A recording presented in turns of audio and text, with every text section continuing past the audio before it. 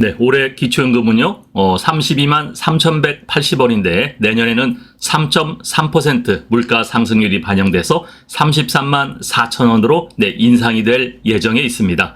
네, 그런데요, 이제 기초연금을 신청하게 될 59년생, 그리고 60년생, 61년생 이상 되시는 분들은 기초연금을 신청할 때 이 나만 몰랐던 이러한 것들을 꼭 확인하셔야 되는데요. 이 5가지 노하우가 있습니다. 네, 이것을 여러분들이 꼭 기억하셨으면 좋겠습니다.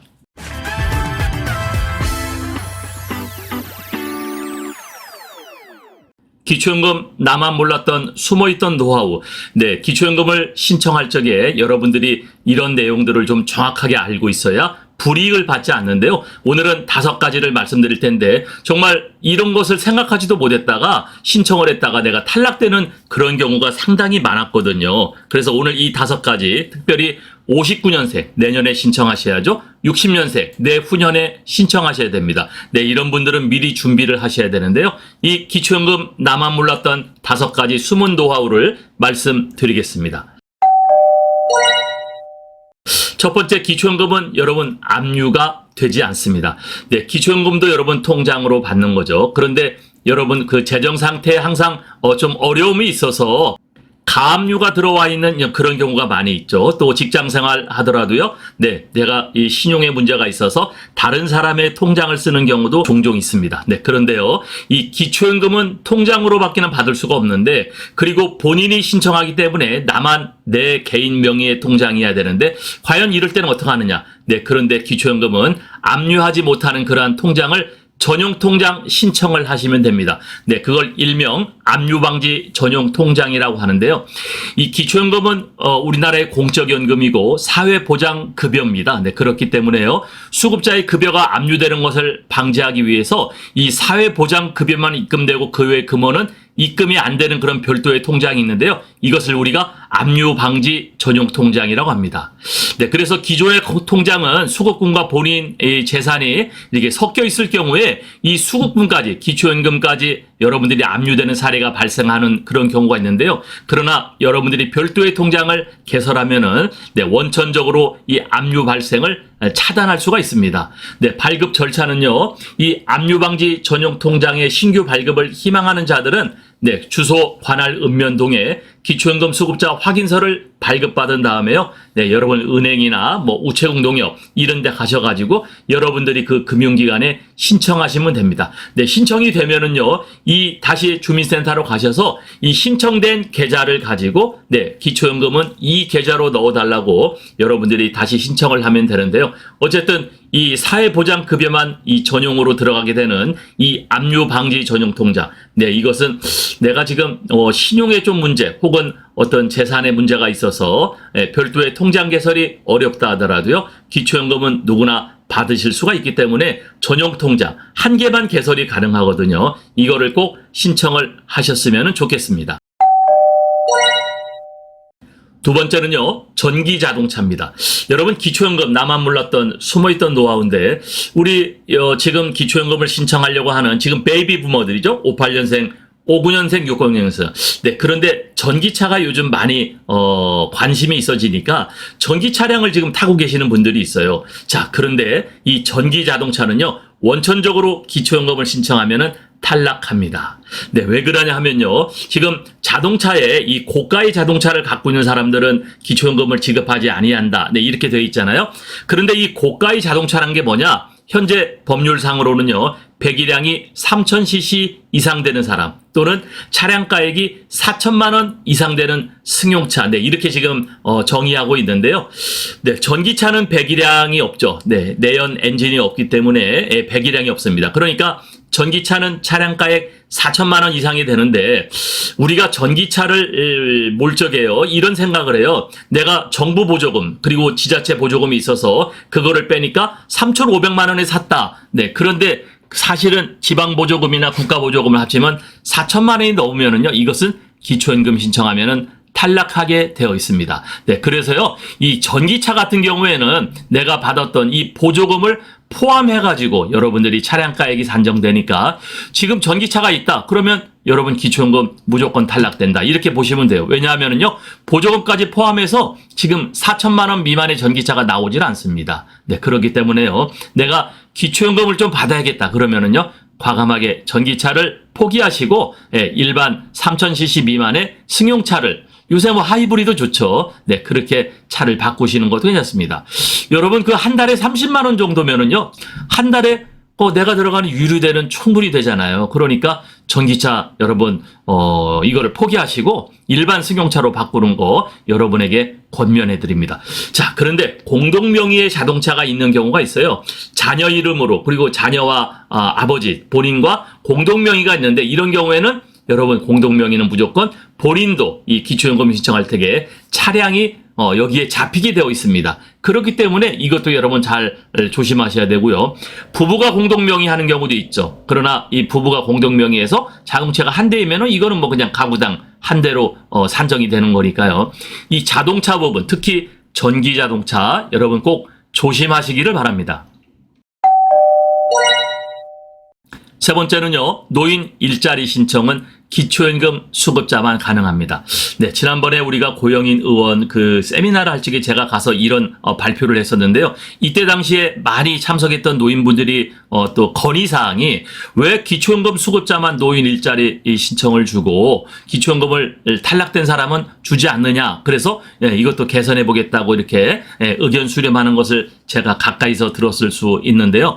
지금 현재로서는요, 이 노인 일자리 신청은 기초연금 수급자에게만 가능하도록 되어 있습니다. 이거는 2021년도에 바뀌었거든요. 2021년 노인 일자리 및 사회활동 지원사업 운영 안내, 네, 여기를 참조해 보면은 노인 일자리의 공익활동 유형은 기초연금 수급자를 대상으로 선정한다. 네, 이렇게 되어 있기 때문에 현재는 그렇습니다. 네, 그렇기 때문에 여러분 기초연금을 꼭 타려고 노력하시는 것이 훨씬 여러분들의 이 노후 생활에 도움이 된다. 이렇게 말씀을 드릴 수가 있는데요.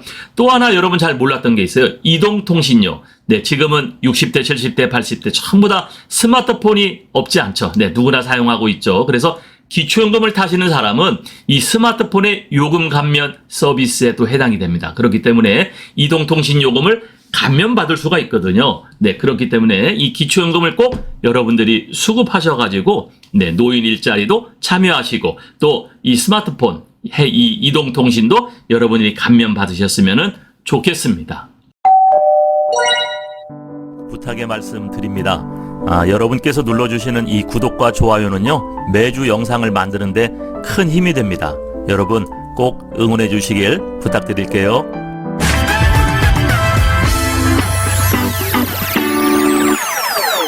또 네 번째는요, 재산소득 환산액에서 부동산이 중요하다. 네, 이렇게 했는데요. 부동산 때문에 탈락되시는 분들이 상당히 많죠. 내가 가만히 있어도 부동산 공시지가가 올라가기 때문에 이게 자연적으로 탈락해버려요.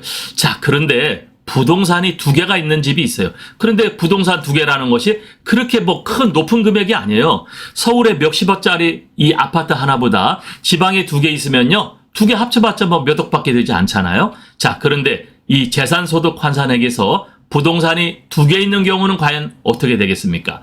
자, 우리 여기 왼쪽을 보면요, 기본 재산액이 있죠? 네, 공제액이 있습니다. 대도시는 1억 3,500만 원을 공제하고요. 또 중소도시는 8,500만 원을 공제하고, 농어촌은 7,250만 원을 공제를 하게 돼 있죠.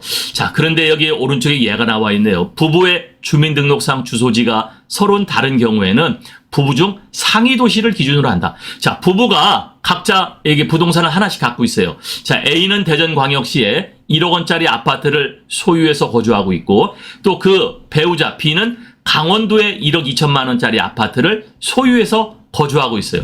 네, 직장 때문에 뭐 떨어져 있는 경우도 있죠. 혹은 요즘에 그 우리 남자들 좋아하는 자연인, 산에 들어가서 또 하시는 분들도 있죠. 자, 그렇기 때문에 이렇게 도시에 아파트가 하나 있고 또 강원도 시골에 하나가 있는데, 자, 이런 경우에는 일단 두 개의 아파트 공시지가가 이제 합쳐지는 거죠. 시가표준액이 합쳐지면 2억 2천이 되는데, 자, 그러면 여기서 대전에 하나가 있고 강원도에 하나가 있어요. 그럼 어떻게 빼주느냐? 각자 빼주는 게 아닙니다. 각자 빼주는 게 아니고 그 중에 상위지가, 그러니까 대전은 1억 3,500만 원을 빼주죠. 또 강원도는 7,250만 원을 빼준다 그랬잖아요. 그러면은 두 개를 합한 금액에서 1억 3,500만 원. 네, 대도시에 있으면은 그 금액을 빼줍니다.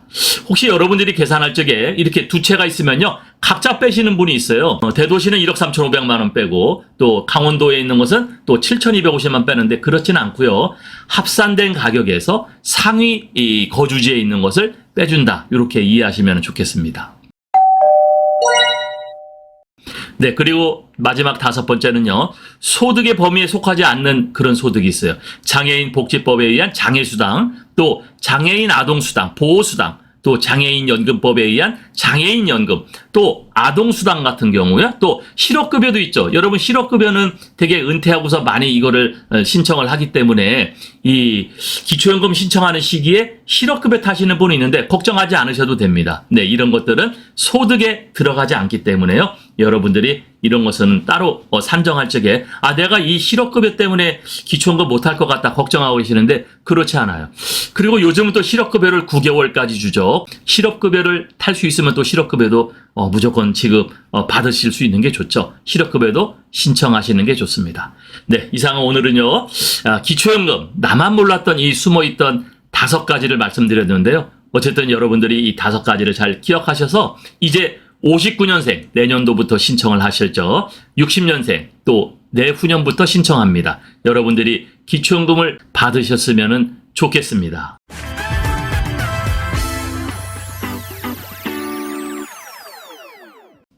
네, 오늘은 59년생부터 60년생 혹은 61년생도 미리 준비하실 수가 있죠. 자, 기초연금을 신청할 때 이것 조심해라. 5가지를 말씀드렸는데요. 이거 모르시는 분들이 상당히 많이 있습니다. 그래서 나만 몰랐던 5가지, 이거를 꼭 확인해서 여러분들이 지혜롭게 신청해서 기초연금 누구나 받는 게 좋습니다. 또 지금 이 기초연금에 대한 얘기가 많죠.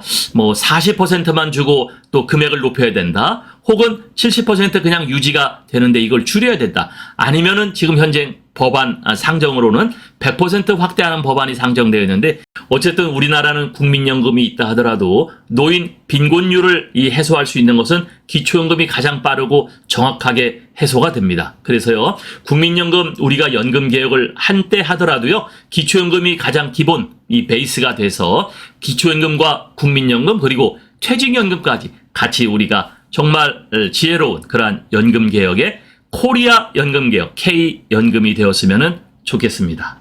감사합니다.